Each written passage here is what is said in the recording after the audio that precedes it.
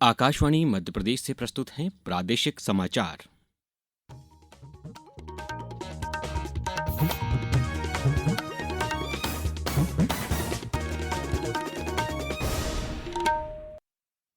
नमस्कार, समाचारों के साथ मैं अभिषेक कटियार। प्रधानमंत्री नरेंद्र मोदी ने कहा है कि 140 करोड़ भारतीयों के आशीर्वाद और सामूहिक भागीदारी से देश ने पिछले 11 वर्षों में विभिन्न क्षेत्रों में तेजी से बदलाव देखे हैं।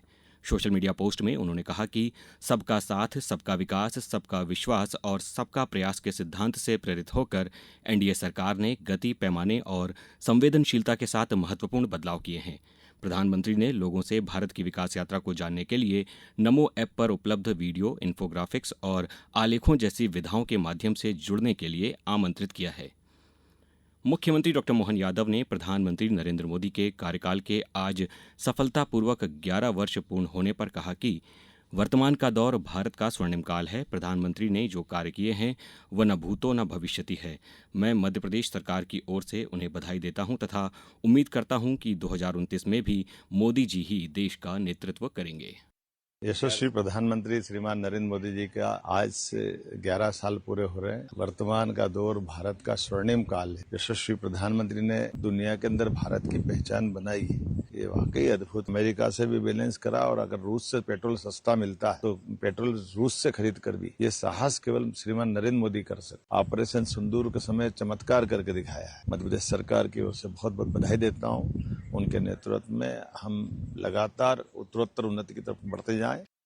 भारतीय जनता पार्टी के राष्ट्रीय अध्यक्ष जगत प्रकाश नड्डा ने कहा है कि प्रधानमंत्री नरेंद्र मोदी के नेतृत्व वाली सरकार ने बेहतर सुशासन की राजनीति और जिम्मेदार तथा जवाबदेही की सरकार देकर देश की राजनीतिक संस्कृति को बदल दिया है।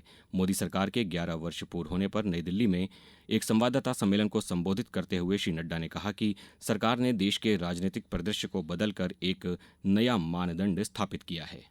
Government before 2014 was full of corruption. एक नेगेटिविज्म का वातावरण था, कुछ नहीं बदलने वाला। लेकिन 2014 के बाद हमने ऑप्टिमिज्म देखा है। The shift, when I talk about political culture, I talk about the shift from negativism to positivism.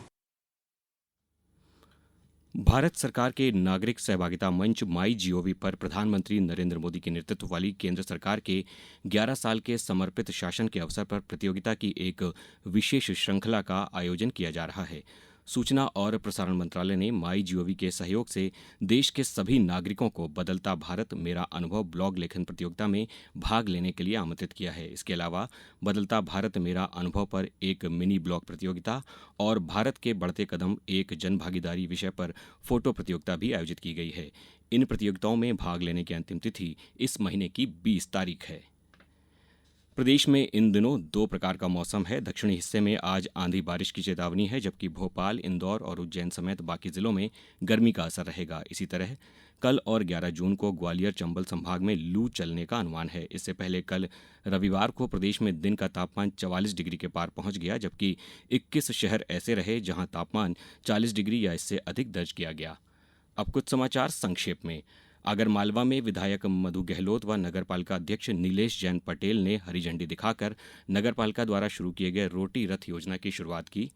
Narmadapuram जिले की पिपरिया ब्लॉक के ग्राम रिछेड़ा और तरोन कला में विकसित कृषि संकल्प अभियान के 11वें दिन किसानों के लिए वृहद कार्यक्रम का आयोजन किया गया।